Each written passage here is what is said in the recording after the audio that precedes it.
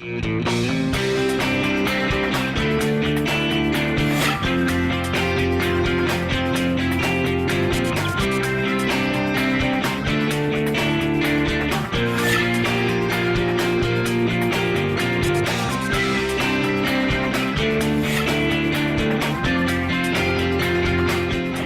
I'm Kristen Oaks-White. And I'm Avery Davidson. Thank you for joining us for This Week in Louisiana Agriculture, the only TV show bringing Louisiana farmers and consumers together every week.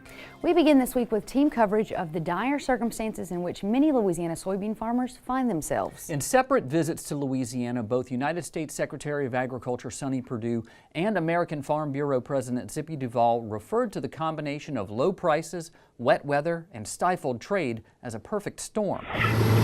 As United States Secretary of Agriculture Sonny Perdue returns from a trip in a sugarcane harvester, farmers gather at Raceland Sugars. They're here to meet Secretary Perdue and find out if the federal government can help soybean farmers impacted by low prices, weather damage, and trade issues. Well, one of the challenges we have is that our laws won't allow us to do the mitigation program if the crop is unharvested. And some people are on a catch-22 situation. They have so much damage that it's not merchantable, and you can't get compensated if you don't harvest. So that's a real challenge. I think we've got to really go and to advocate to Congress over a new disaster bill that will understand a quality devaluation here for these farmers in Louisiana and really up the river. We're seeing damage and rain and wet harvest conditions really all the way up the river. Louisiana Congressman Ralph Abraham and Garrett Graves and Louisiana Commissioner of Agriculture and Forestry Dr. Mike Strain joined Secretary Perdue for the meeting. Farmers like Richard Fontenot of Evangeline Parish let them know about his situation. Not unlike many of producers in my area in the southwest part of the state, we had a perfect storm. Fontenot says he's not going to harvest about 1,000 acres of his soybeans. He's not alone. I'm estimating in Evangeline Parish we're probably about 60-65% of the crop.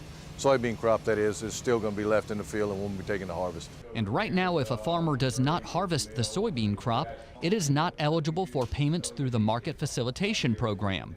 That's where Abraham and Graves can step in. The fact that there was Hurricane Florence and Hurricane Michael, it's likely that Congress is going to end up doing a disaster appropriations bill, which would give us a vehicle to help provide some assistance for those that have had some impact as a result of the bean crops this year. And of course, not just the bean crops, but also some of the bean markets with some of the China tariff situation going on now. Some of our end users or some of our destinations have been challenged a little bit this year. So all that is being looked at kind of globally and what type of remedy we should be bringing to the table. So it's up to Congress to get back quickly after the election, put a Band-Aid on this problem, make these farmers at least whole enough to get a bank loan so they can roll those dice one more time and produce that crop.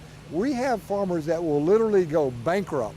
And I'm not talking about a few, I'm talking about a lot. We've got 18 million acres of farm beans that still have not come out of the field. In the shadow of Tiger Stadium, American Farm Bureau President Zippy Duvall speaks with Louisiana Farm Bureau President Ronnie Anderson about the dire situation Congressman Abraham just mentioned.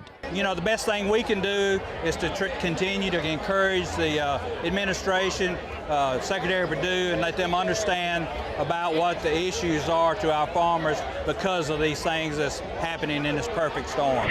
Throughout his meeting with farmers and ranchers, Secretary Perdue kept the Market Facilitation Program and any other possible payments for the weather disaster as separate subjects. As you heard Congressman Abraham say, he's going to continue to work with the USDA and Congress to help Louisiana's soybean farmers. And Kristen, I know this is something you're paying close attention to. Your husband Landon is paying close attention to. Congressman Abraham and Congressman Garrett Graves both just said, as you heard them, that this is something Congress is going to have to address, and so we're going to see how that pans out. It's something that they need help with, and they're the ones who supported a lot of the people that are elected in office right now. So. Yeah, they depend heavily on those votes. Continuing with our team coverage, this issue is a big one, and sometimes it's really hard to see why it is so important to soybean farmers. This week, TWILA's Neil Melanson breaks down the cost of raising soybeans and why the economics we're seeing this year just simply don't add up. When Joey Olivier was getting these fields ready for soybean planting back in April, he had already put in quite a lot of money just to get ready. That was before the trade war with China saw retaliatory tariffs on beans, and Olivier was concerned how it would affect his farm then. We're working on a very thin margin of profit on soybeans as it is. $10 is about what it takes just to make us consider or be close to being in a profit margin. And today I think soybeans are selling for 10.30 something, so there's not a whole lot of profit margin to be made. Since that time, the price has dropped $2 due to the continuing tariffs, and many are concerned how they can keep the farm going at all. Kyle McCann, Associate Commodity Director with the Louisiana Farm Bureau, says there's a laundry list of expenses growers run up all year long they have to pay just to get those crops made. You have fertilizer costs, all the other direct inputs regarding seed, which has become a huge expense nowadays. In addition to, once a crop starts growing, various crop protectants, whether that's various herbicides to keep other things from growing, insecticides, fungicides, all of that to protect and nurture the crop all the way up to harvest. Breaking down all these costs, you have those initial expenses of fuel, fertilizer, and seed for planting. That's about $179 per acre. As the crop matures, maintaining it with insecticide, fungicide, and herbicide, as well as irrigation during this past year's hot summer, is $137 an acre. Finally, harvest sees the expenses of cutting the crop and hauling it to market. That runs at about $143 an acre. What this means is that soybean growers have to make a crop of 55 bushels per acre with a price between $8.50 and $9. Keep in mind, Louisiana set the record a few years ago with an average yield of 57 bushels per acre. Farmers need that just to break even. And even though you see that current price within that range, that's the price in Chicago. It doesn't count the steep discounts farmers are facing for barges that aren't moving on the river. That's if they can even sell it to those elevators who aren't taking very much damaged grain right now. Soybean harvest is about 40% done nationally, and this week should see some of that pick up across the country as we're just in the thick of harvest in the Midwest. Most of those harvested acres nationally have storage. Overall, though, it won't do anything to help prices. And guys, this is just a slow-moving disaster, as we've said. There's three things that really get to me here. Number one is, while the Secretary recognized this, it can't be emphasized enough.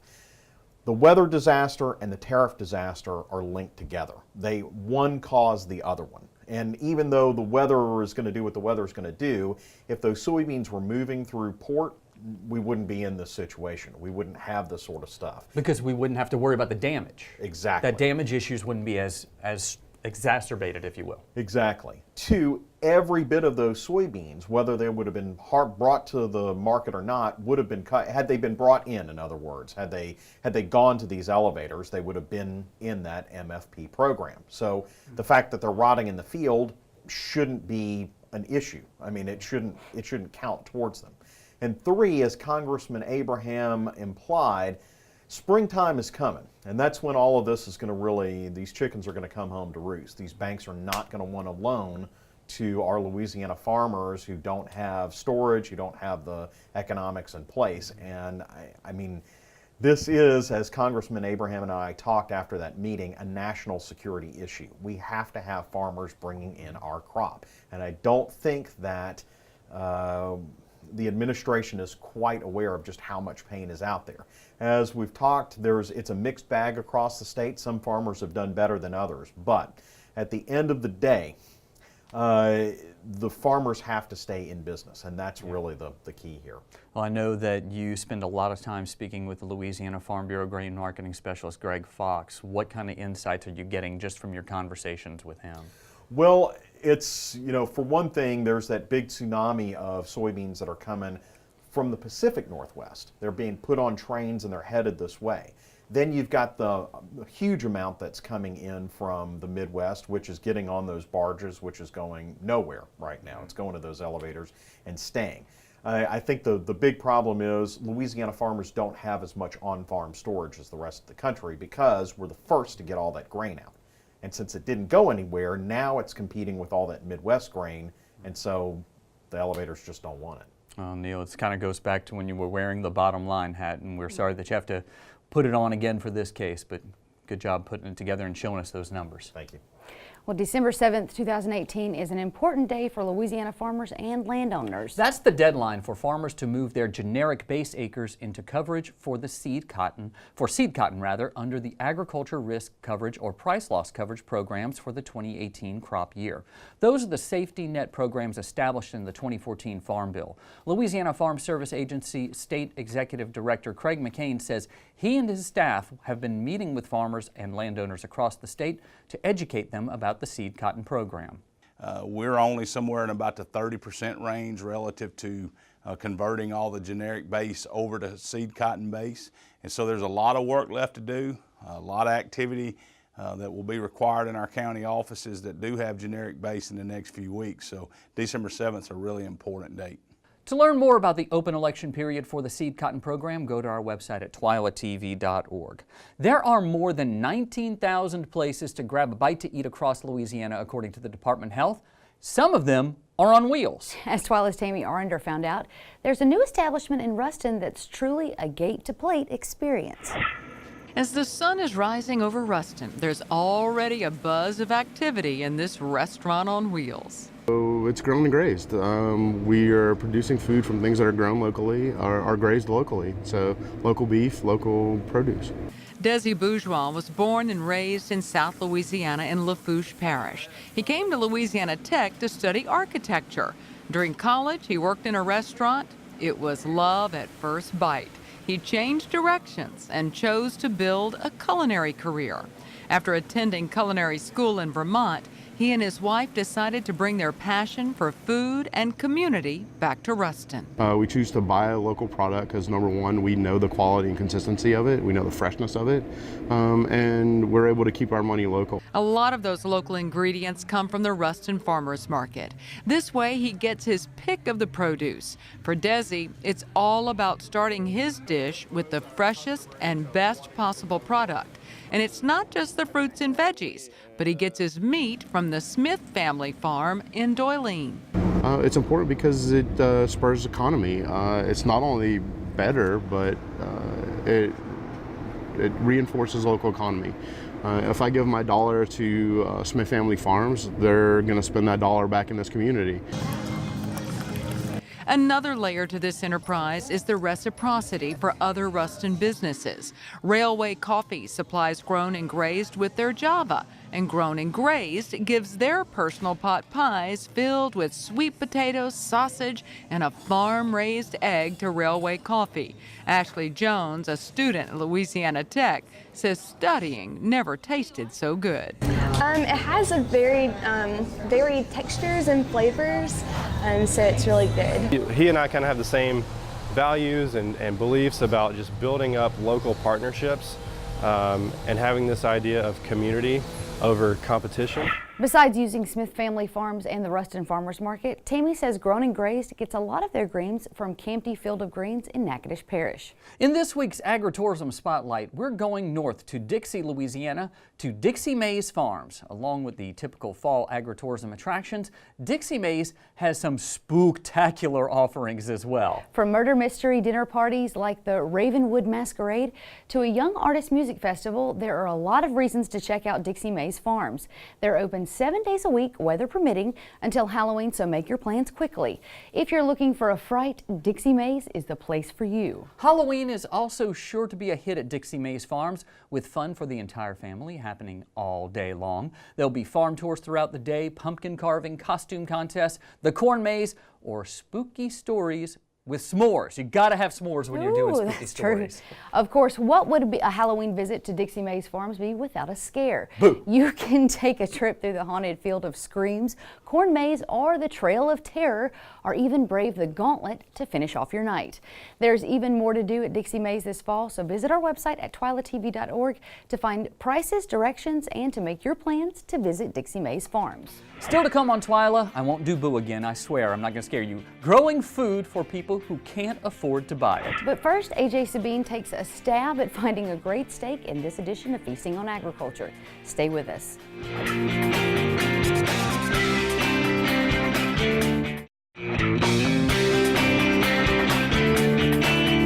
Located in Baton Rouge, Stab's Prime Steak and Seafood is the perfect place for upscale primetime flavor. From marquee cocktails to succulent steaks, our very own AJ Sabine shows us how Stab's unique cooking techniques make the most of Louisiana beef in this month's Feasting on Agriculture.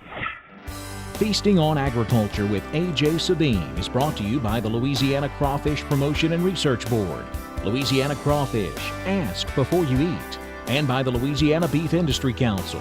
Beef, it's what's for dinner. Hey there, folks. I'm AJ Sabine, and welcome to another Beefalicious episode of Feasting on Agriculture. This month, we are here in Baton Rouge on the corner of Old Hammond and Jefferson. And if you're in the mood for a wonderful cocktail or a succulent steak for playtime, work time, or just about any time, you can always find what you're looking for at Stab's Prime Steak and Seafood.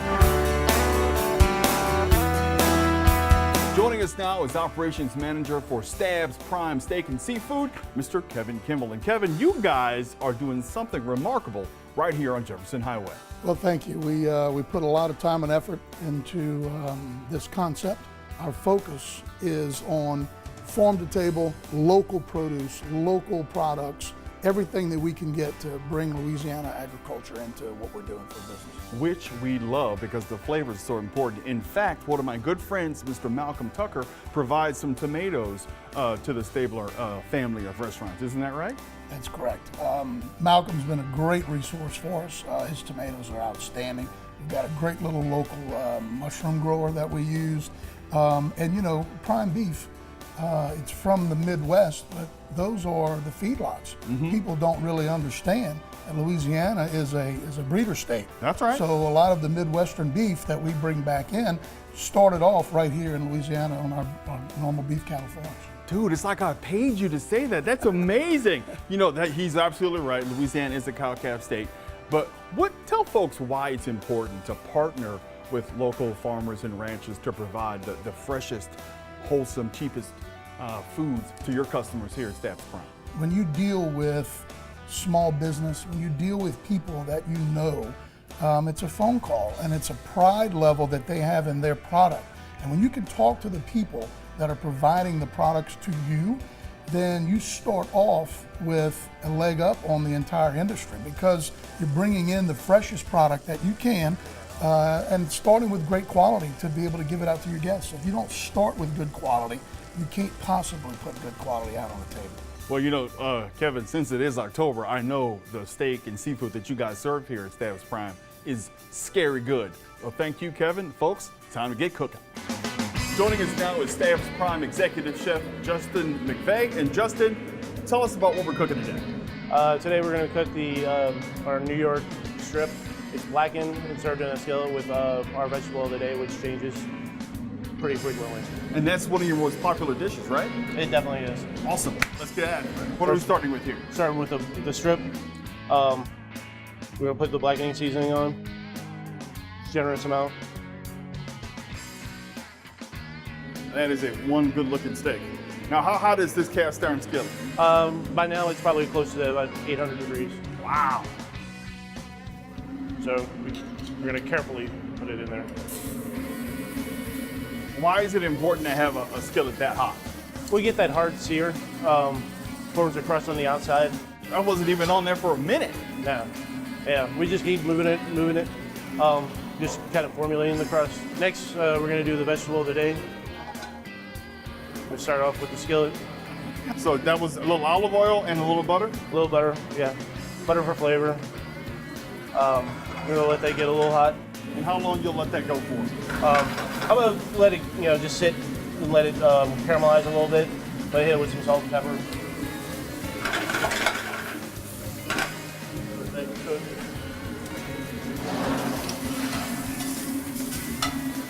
Well, that's good. And some barbecue onions. It's definitely a garnish, but I like to be able to eat my garnish. Oh, I believe you. I like to eat everything. That's why I do these segments.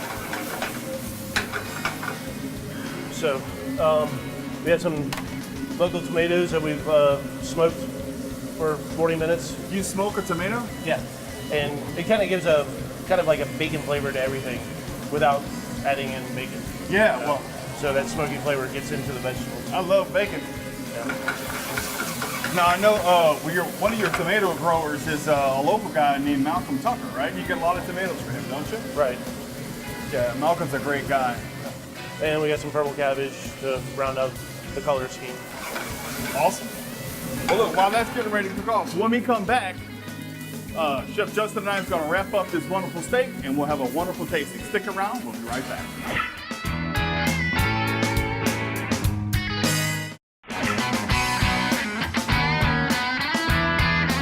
All right, folks, we're back. As you know, this is the most wonderful time of the segment. Joining me again is Kevin Kimball, Operations Manager here at Stab's Prime Steak and Seafood. Kevin, this is a beautiful, beautiful piece of meat that your chef just made. Tell us what we're eating again. This is our signature dish at Stab's Prime. It is a Cajun rub prime New York strip, done in the skillet. Vegetables on the side with these beautiful little smoked tomatoes, and it's exquisite. The skillet, cooking it in the skillet on our high heat intense broilers, locks in that flavor, and it also keeps it in there with the steak. You know, when you cook a steak on an open grill, absolutely, a lot of those juices and flavors, it's just flavors dripping through. So stop it. When you put it in the skillet, it keeps it all right there. It's just ton of goodness. Preach on, brother. And speaking of goodness, I'm about to dive right hip deep into this wonderful steak. Now, while I go in and get down on it, as they say, Cool in the Gang would say, tell folks where they can get a steak just like this one. Well, Stab's Prime, we're at 7666 Jefferson Highway, right here in the Bocage area. Hang on. Yeah. Now that's something good, yeah. Go ahead.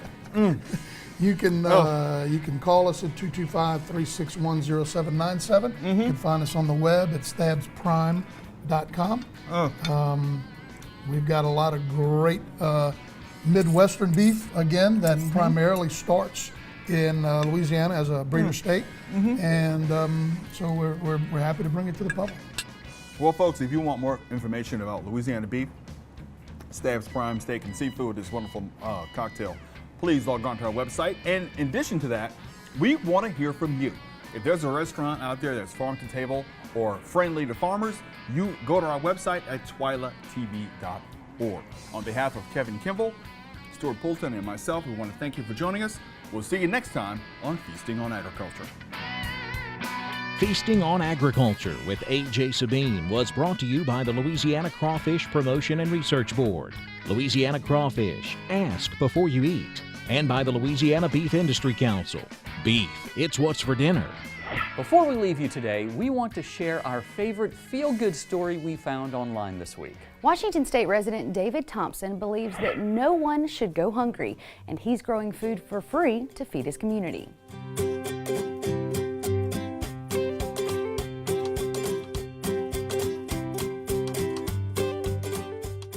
I'll sit it out here, people drive by and they'll pick it up. I don't put bags out here so somebody doesn't pick up all of it.